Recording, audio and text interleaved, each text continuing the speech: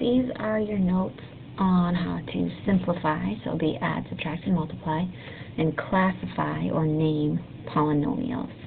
So we've done a lot with adding, subtracting, multiplying polynomials. For some of you, it wasn't a big deal. For others, you still need more practice, so I wanted to make sure you had this to see. Classifying polynomials or naming them is kind of new for this year, but as you scroll down, there's a table that will kind of hopefully spell that out for you. So objective 1, we're just going to put them in what's called standard form, and that just means you're going to add all like terms, you're going to simplify down as much as you can, and you're also going to make sure that they're in descending order. So what I mean for that is, like here, this x to the 4th, and I'm just looking at exponents, should be first, followed by the x squared, descending order from the largest to the smallest. So number 1, all we have is addition, and we just need to put together like terms. So that's an x plus another 3 x's, right? So I have 7x plus 3x. That'll get me 11 x's because I'm adding. Remember, when I add and subtract, I keep the exponents. Don't do anything crazy to them. This 5, it's the only constant. It's the only piece that doesn't have a variable. That's my answer. That's in standard form. I'm done.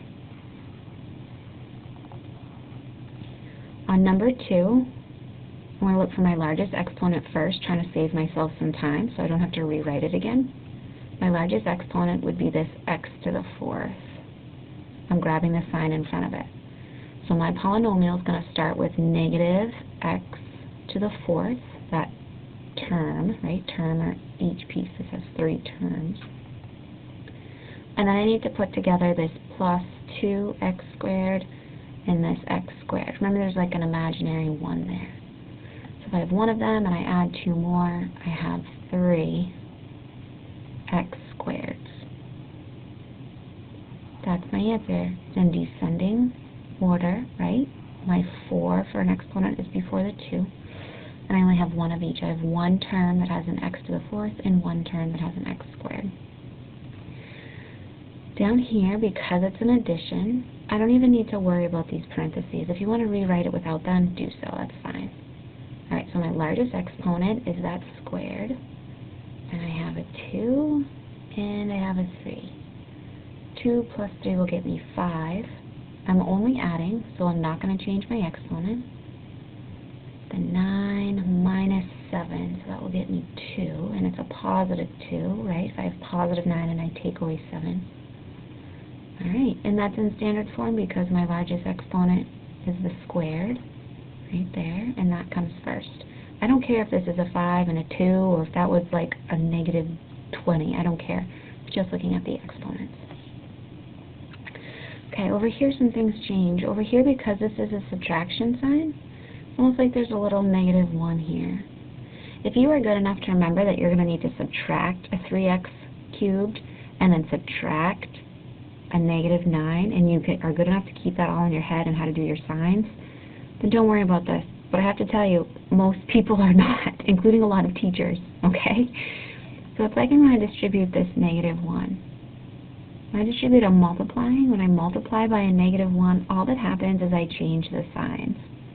So this becomes a plus, this becomes a negative, and this becomes a plus, a positive. Now I have an addition problem just like number 3, and I can just look for my largest exponent and put them together. So I'm going to go ahead and do that. So I have it 5x cubes minus 3x cubes, which is only x cubes. Cubes means to the 3rd power. So if I have 5, take away 3, that leaves me with 2 x cubes. And then my next largest exponent is that. There's a little 1 there, right? So this negative 6x, and it's all by itself. There's nothing else that would go with it. So I'll just go negative 6x. And my next piece would be those, would be those constants. So I have a negative 8. Excuse me, I have a positive 8. I have what's now a positive 9. 8 plus 9 will get me a positive 17. That's my answer. That's in standard form. the largest exponent, a 3, is followed by the next largest, a 1, followed by my constants. Okay, I'm going to erase that so we can move down.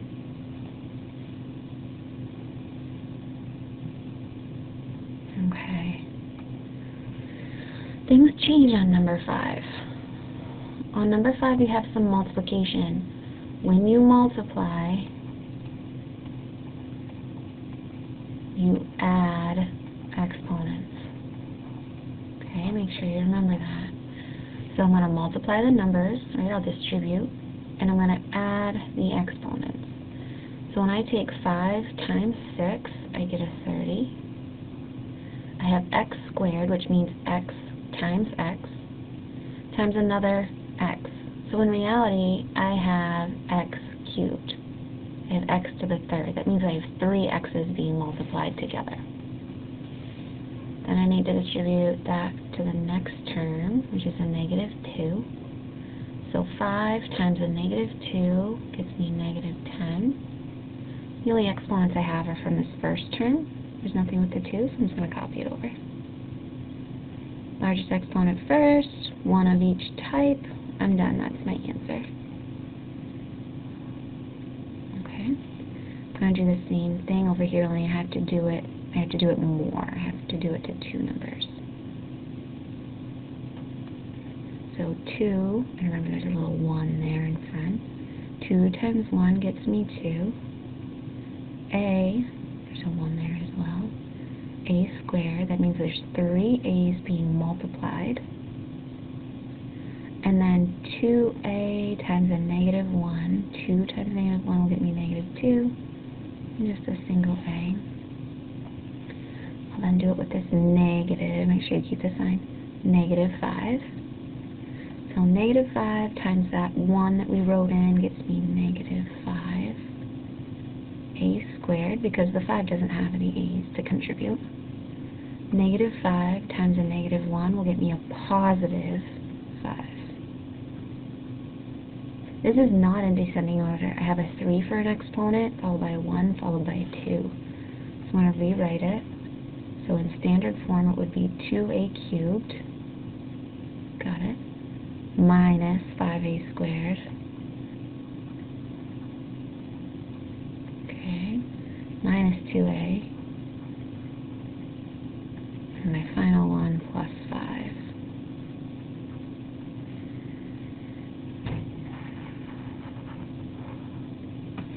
Alright, the next one is the same idea, but it looks different. The next one has this polynomial, and the polynomial is squared. So that means you have this polynomial times itself twice. So you need to write that out. You've got x minus 2 times x minus 2. And then I'm just going to distribute just like I did before.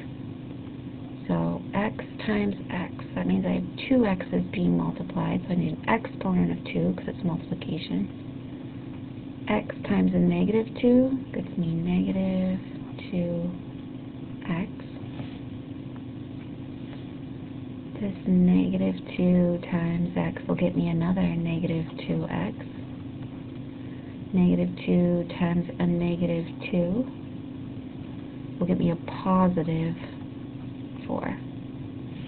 I need to combine like terms and make sure it's the largest exponent first, which will be right there. That's the only x squared. These two will go together. Get negative 4x. I'm not changing my exponent because I'm adding and subtracting now. Plus 4. The only time I change my exponents is when I'm multiplying and dividing. You will not divide for a while, so I'm just going to do it when I multiply. That's my final answer. On number 8, it is a little bit of everything. You need to multiply and then add and subtract. If you think about it, that's what you did up here. It just looks different. So the first step will be to distribute the 2. So 2 times 3x will get me 6x. 2 times negative 4 will get me negative 8. The next thing I'm going to distribute is a negative 3. Negative 3 times a negative 2 will get me positive 6x, right? A negative times a negative. A negative 3 times a positive 7 will get me negative 21. my next step is to put like terms together. Look for your largest exponent, right, which would be this x to the little 1 on the x to the 1. So if I have 6 of them and I'm adding 6 more, that means I have 12 x to the 1. I'm adding, so I'm not going to change the exponent. Then I'll put together this negative 8 and this negative 21. So minus 29. That's my answer. Okay, so these skills you're going to also need to apply to your next objective, which is to name them, to classify them. The thing is, when you do classify them, your first step is going to be to simplify them. Okay, and it's not necessarily the book or whoever's asking the question doesn't necessarily need to say that. It's implied. Okay, when you're naming a polynomial, it's like it has a first and a last name. There's two different things you need to look for. The first thing you need to look for is the degree, or the highest exponent. You get to ignore everything else. Don't add up the exponents, don't do anything like that. Just look for the biggest. And the number of terms, the number of pieces that are being added and subtracted. Your degree is like a first name. It comes first when you're naming it. And the number of terms, that name, comes last. It's a last name. So this will tell you kind of as an example, if you just have x, it's linear. If you have no variables, it's a constant.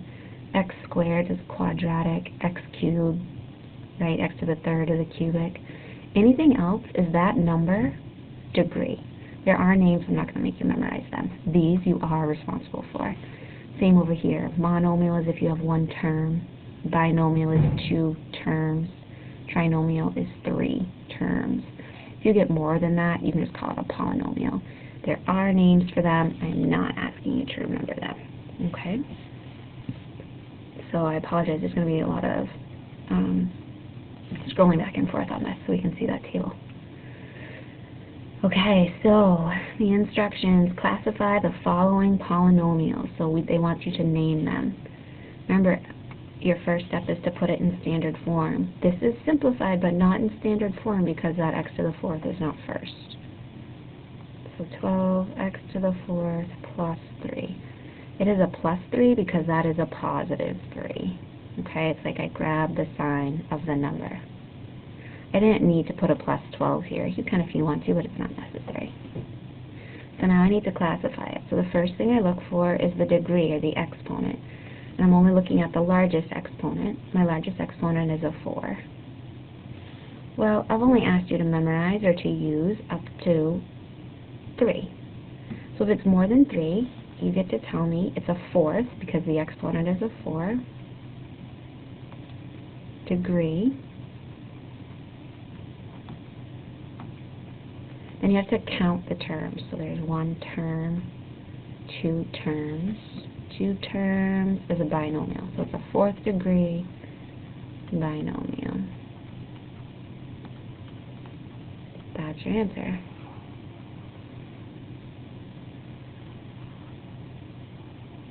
Okay. Next time we're going to do the same thing. We're going to put it in standard form first. So that's my largest exponent. It's the only one. So 5x squared plus 4x, and it's a plus because it's a positive 4x, plus 8. Okay, so first name is the degree. The largest degree is a 2, and that's why you want to put it in standard form, so you can easily find that. So 2 means it's a quadratic. I'm going to abbreviate. Feel free to do the same. And then I need to count the number of terms, the number of pieces that are being added or subtracted. So 1, 2, 3, number of terms, 3, trinomial. So it's a quadratic trinomial. That's my answer. Alright, here comes the scrolling, and I'm sorry for that. Alright, so the next one. This is lovely. It's already in standard form, so we just have to name it. So my degree is 5, so I mean I'll call it a 5th degree. And there's only one piece. So one piece, one term, means it's a monomial. So when I go to name this, it will be a 5th, because of that exponent, degree, monomial. There's only one term, mono. That's my answer. Done. I need to simplify this. 10 minus 4 will get me a 7. I guess I like 7s today. I'm going to move some things around. This is why I'm saying that. If I look up here, 7 is a constant, and it's only one piece, so it'll be a constant monomial. Some books, some teachers will only require that you say constant. I'm going to do both just so remember that there's a first and a last name every time. So constant because there's no x's or variables. Monomial because it's only one piece. It's only one term. Okay, just like number 5 was a monomial because it was only one term, one piece. Okay, 2 more. We need to first simplify this. So 2x times 3x. 2 times 3 will get me 6. X times x will get me x squared. Remember, exponents tell you how many times it's being multiplied. The large number tells you how many times it's being added together. So I have 6x squared all being added together. So if I'm going to name this, it's one piece, which I've done a lot of, so its last name is going to be a monomial. The first name, I'm going to have to look at the degree. I'm going to have to scroll up again, and I'm sorry for that. If I scroll up, I have an exponent, I have a degree of 2, so it's going to be a quadratic. There's one term, monomial. So I would call that number 5, oops, sorry, quadratic because of the degree of 2, the exponent, monomial.